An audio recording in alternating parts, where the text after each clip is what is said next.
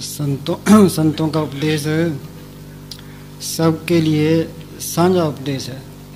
यह हिंदू, मुस्लिम, सिख, ईसाई का कोई सवाल नहीं। परथाई साखी महापुरुष बोल दे सांझे सकल जहाने कि मेरा उपदेश सबके लिए साझा उपदेश है। संत कहते किसको हैं? जिसने शांति ली है, जो सतलोक पहुंचा है, मालिक की दरगाह में गया है। संतों की वाणी जब तक हमें सूरत शब्द का मार्ग नहीं मिलता, संतों की वाणी में से हम कुछ नहीं समझ सकते, हमारे कुछ नहीं पल्ले पड़ता। संतों का जो मार्ग है वो कुदरती मार्ग है।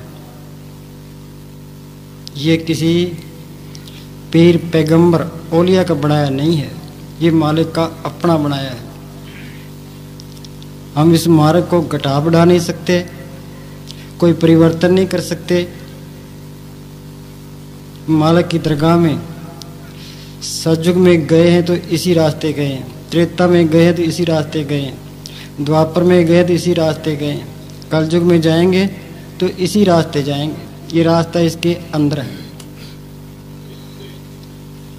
ये वाणी गुरु अमरदास जी की है। उनको बचपन से ही मालिक के मिलने का शौक था, प्रेम था, उनके अंदर तड़प थी, प्राणी भक्ति थी जो जोर मारती थी। वो जप तप तीर्थ व्रत सब कुछ करते हैं। कहाँ अमृतसर के पास उनका गांव और कहाँ हरिद्वार, पैदल जाना पैदल आना। 21 बार गंगा स्नान को गए। जब आखिरी बार जा रहे थे, उनके साथ एक ब्रह्मचारी मिल गया। वो मालिक की बातें करते गए, स्नान करके वापस आए तो गुरु अमरदास जी का गांव पहले आ गया। गुरु अमरदास जी कहने लगे उस ब्रह्मचारी को कि आज की रात आप मेरे घर ठहरो, हम मालिक की बातें करेंगे। वो ब्रह्मचारी अमरदास जी के घर ठहर गए। जब रात को खाना खा लिया, वो ब्रह्मचारी कहने लगा कि यार अमर, तेरा गुरु कौन है? गुरु अमरदास जी ने कहा कि मैंने तो गुरु किया ही नहीं। तो कहने लगा, ओहो, तुमने तो मेरा धर्म भ्रष्ट कर दिया, तेरे नुबरे की रोटी खाई है, तेरा संग किया है कि मैं तो भ्रष्ट गया। उसने उसी वक्त अपना बिस्तर बांध के वो चल पड़ा। अब गुरु अमरदास जी को बड़ा पछतावा हुआ कि मैं इतना गिरा हूँ। वो अंदर बेनती करते हैं कि हे गंगा माई, मुझे कोई गुरु मिला दे, गंगा माई कोई गुरु मिला दे। इस तरह करते करते सारी रात निकल गई। सुबह हुई, गुरु अमरदास जी के भाई के लड़के की घरवाली दूध रिड़क रही थी और गुरु नानक साहब की वाणी बोल रही थी। गुरु अमरदास जी ने वो वाणी सुनी, वो वाणी बड़ी प्यारी लगी। तो कहने लगे कि बेटा, ये वाणी किसकी है? बीबी अमरो कहने लगी कि ये गुरु नानक साहब की वाणी है। वो तो चोला छोड़ गए, उनकी जगह कि मेरे पिताजी गुरु अंगद साहब गद्दी पर बैठे हैं। तो गुरु अमरदास जी कहने लगे कि तुम मुझको उनके पास ले चल। बीबी अमरो कहने लगी कि जब तक मेरे पिताजी मुझे नहीं बुलाते, मैं उनके पास मिलने को नहीं जाती। तो वो कहने लगे कि जो तेरे को पाप लगेगा वो मुझे लगे, तू मुझको उनके पास ले चल। बीबी अमरो गुरु अमरदास जी को लेकर खडूर साहब चल पड़ी। जब दरबार पहुंचे, बीबी अमरो कहने लगी कि आप यहाँ बाहर ठहरो, मैं अंदर पूछ कर आती हूँ। गुरु अंगद साहब अंदर बैठे थे।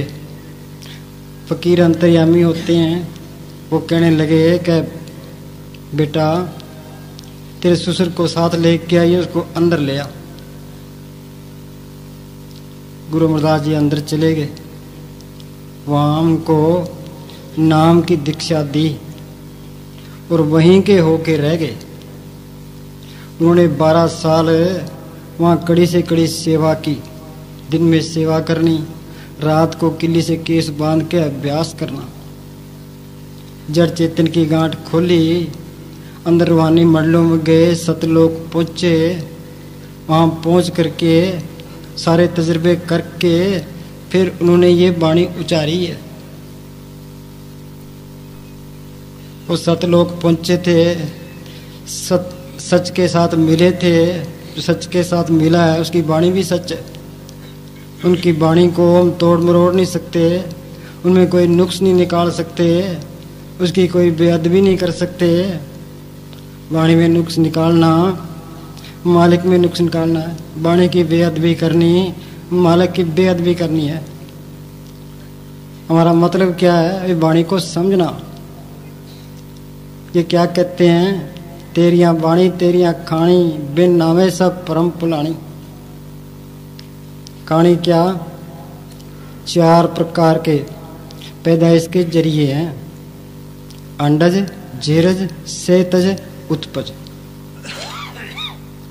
कैसे?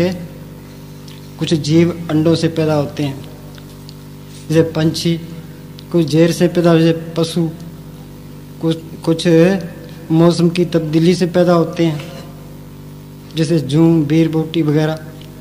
कुछ धरती में पैदा होते हैं, घास फूस, दरख्त वगैरह। ये पैदाइश के 4 जरिए हैं। तेरियां खानी तेरियां वाणी, 4 प्रकार की वाणी है। बेखरी, मध्यमा, बसंती और परा। बेखरी क्या? ऊंची ऊंची बोलना। मध्यमा कंठ में बोलना। बसंती हृदय से हिलोर उठाना। परा नाभि से हिलोर उठाना। ये योगी जन करते हैं कि ये सारा ये परम है। ये हमारा शरीर भी परम है। इसके 6 चक्र हैं, गुदा चक्र, इंद्री चक्र, विष्णु चक्र, शिव चक्र और देवी चक्र। ये 9 द्वारे, ये भी मेले हैं, ये भी सारा परम है। नाम कहाँ है? नाम इन 9 द्वारों से ऊपर है। तेरियां खानी तेरियां वाणी, बिन नामे सब परम पुलानी। जब तक उस नाम को हम प्रकट नहीं करते हम भ्रम में पड़े हैं। वो नाम वो गुप्त है। गुप्ता नाम वर्ते बिच कलयुग, कट कट भरपूर रहा। वो नाम इन आंखों से दिखाई नहीं देता, इन कानों से हम सुन नहीं सकते, इस जबान से उसका वर्णन नहीं कर सकते। आत्मा को हमने देखा नहीं है। बताओ, इतने बैठे हैं, किसी ने आत्मा को देखा है? आत्मा निकल जाती है, पता लगता है। ये आत्मा सत ताकत है। वो नाम वो परमात्मा वो भी सत ताकत है। उस नाम ने ये सारा खेल रचा है। कहते हैं नाम के दारे खंड ब्रह्मंड, नाम के दारे गास पताल, नाम के दारे पुरियां सब पवन। कबीर साहब ने लिखा है, आप पे दारमदारी मेरा सतगुर, आप पे खेल खिलारी हो। गगन मंडल का तंबू तनाया, तारन गलीचा डारी हो। चांद सूरज तो मिसाल बना दिए, तारों की पुलवारी हो। पेड़ पेड़ में पानी लगा हुआ है, आप करे रखवाली हो। सबको जिंदगी और ताकत दे रहा है पर दिखाई नहीं देता। मस्ताना जी कहा करते थे कि भाई आंख मीचते हैं तो अंदर अंधेरा ही अंधेरा है। ये है भव सागर। हमें 1 मिनट का पता नहीं है। खन्ने के पास वो गाड़ियों का एक्सीडेंट हुआ है। बोलो भी कोई सोचता था कोई इस तरह एक्सीडेंट हो जाएगा? सोए पड़े थे, सोए रह गए। किसी की टांग टूट गई, किसी की गर्दन मरोड़ी गई, कोई किसी तरह मरा, कोई फिस गया। तो ये सारा भवसागर है। आंख मीचते अंदर अंधेरा ही अंधेरा है, 1 मिनट का पता नहीं है। तरना क्या है? उस नाम को प्रकट करना।